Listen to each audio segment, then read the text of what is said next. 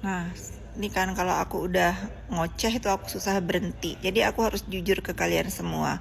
Walaupun aku gedek ya sama NM, tapi melihat dia begitu, bener, ini dari dalam hati aku kasihan. Karena setahu aku lagi main sama aku dulu, dia nggak punya otak kriminal memeras.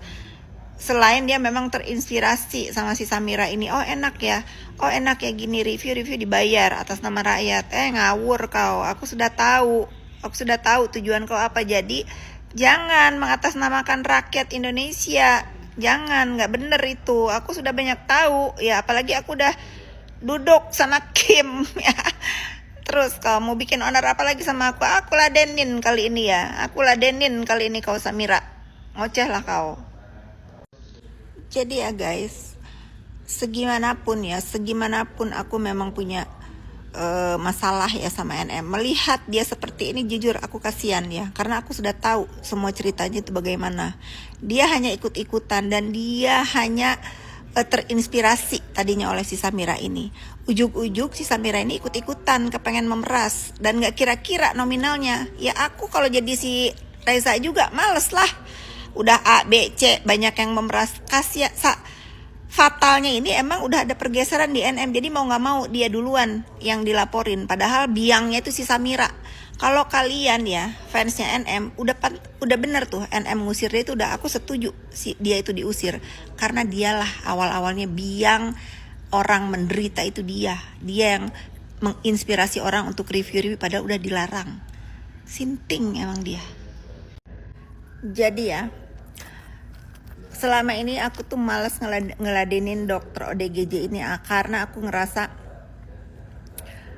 rendah banget harus ngeladenin orang kurang waras ya. Tapi karena dia memang berpikir cuman dia doang yang bisa ngomong, yang berani, yang punya mulut, yang udah menunjukkan terang-terangan kegilaannya, memang perlu diwarah ya. Mulai sekarang aku akan bersuara karena dia memulai. Sekarang aku akan bersuara.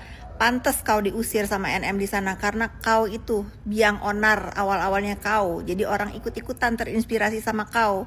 Jadi aku akan pastikan di pasal 55 urusan NM ini kau terlibat. Selain itu kau udah tersangka di Medan. Jangan kau sok jago Samira. Gak ada yang kebal hukum di Indonesia ini. Mulai sekarang aku akan bersuara ya. War kita. Nah gitu Samira, kalau gila itu jangan tanggung. Bagus, jadi aku ada alasan ya. Ada alasan karena kau memulai. Aku ada alasan untuk selalu bersuara kalau si Samira ini terlibat dalam urusan terdakwa NM. Dia terlibat turut serta dalam pasal 55 yang menjerat NM di Jaksel, yang sudah diusir ya, yang sudah tidak dibutuhkan lagi keberadaannya ya. Jadi memang kalau aku duga semua huru hara ini awalnya dari si Samira ini. Si Samira ini yang punya otak, entah dia memang wayang atau dia dalang ya, agak sulit memprediksi karena dia ini agak diduga kurang ini. Brainnya kurang berfungsi dengan normal, karena kalau seorang dokter gak akan seperti itu. Satu, kedua, Cen Kurniawan suamiku kalau kriminal minimal dia tersangka kayak kau ya, tersangka kayak kau minimal ya. Kalau dia memang terlibat dengan judol, dia tidak akan lagi rebahan main PS di rumah ini ya. Stres Samira. Mulai aku bersuara tentang keterlibatan Samira dan dia menjadi tersangka di Medan nih. Polisi Republik Indonesia jangan tebang pilih, dia tersangka ya. Mulai dan aku disindir-sindir, nggak main sama Fitri Salutaru, nggak usah nyindir-nyindir ya. Pret ya. Jadi buat Nepos, bukan Doktif yang sindir-sindir elu Nepos ya. Mbok ya, kamu itu kuotanya banyak kan, orang kaya katanya ya, orang kaya. Kuotanya sanggup kan beli, paham nggak? Ya, yang nyindir kamu tuh bukan Doktif Pos ya, tapi podcastnya Deddy Corbuzier. Kalau kamu mau nyenggol Deddy Corbuzier dong, kan asal muasalnya dari dia. Kenapa berani sama Doktif mulu pansosnya? Hah? Apa urusannya? Udah gitu sama jurnalis Tempo, paham nggak? Somasi dong tuh yang namanya Deddy Corbuzier, somasi dong Tempo. Apa urusannya sama Doktif? Doktif cuma nanya, bener enggak tuh Cen-Cen Kurniawan yang disebutin di podcast itu, yang disebutin di jurnalis Tempo itu suami kamu? Hah? Nyindir-nyindir, udah jelas nama Cen-Cen Kurniawan itu disebutin di podcast Deddy Corbuzier sama jurnalis Tempo. Harusnya kalau mau somasi itu somasi mereka no sekalian, nggak usah pakai senggol-senggol doktif lagi. Udah fokus tuh urusan Medan gimana? Ujung tanduk apa sih dia bilang ujung jurang? Bodoh, ujung jurang apaan? Idih, nggak ada. Apaan sih kamu itu? Ikut-ikutan mulu, Medan ikut, Polda ngikut, semua urusannya namanya geng tikus tuh diikutin semua. Kenapa sih kamu tuh siapa sih? Markus, maklar kasus. Hah? Bisa diem nggak? Kamu urusin aja skincare kamu. Ya, yang overclaim overprice itu yang gak laku di pasaran, udah kamu urusin aja itu, dah gak ada urusan. Nanti ini nih beritanya lagi heboh soal NM nih, sindikat pemerasan apa nggak dibelain. Doktif itu nggak butuh pembelaan dari Nikita doktif malah menunjukkan bahwa kita itu bukan sindikat. Paham nggak? Nyampe nggak ininya? Nyampe nggak? Ya, kalau nggak nyampe ya udah nggak apa-apa. Kan kalau geng tikus emang SDM-nya delosor, kalau bahasa Jawa nih kok delosor ya.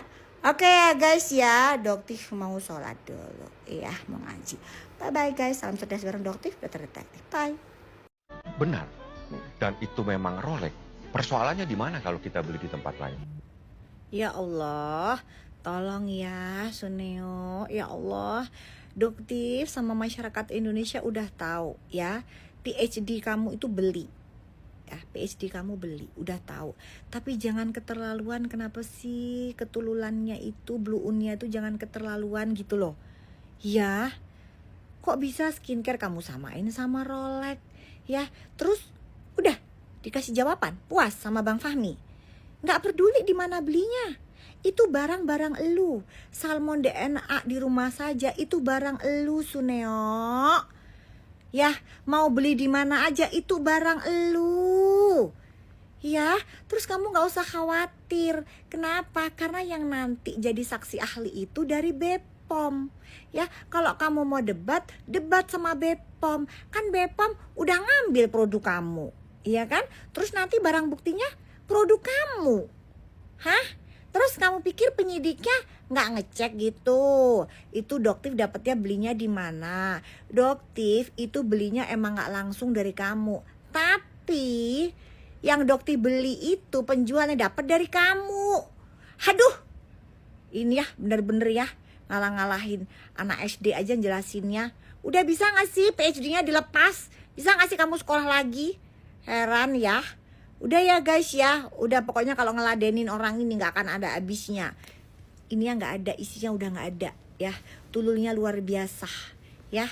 Oke ya guys ya, kita ketemu di next VT selanjutnya.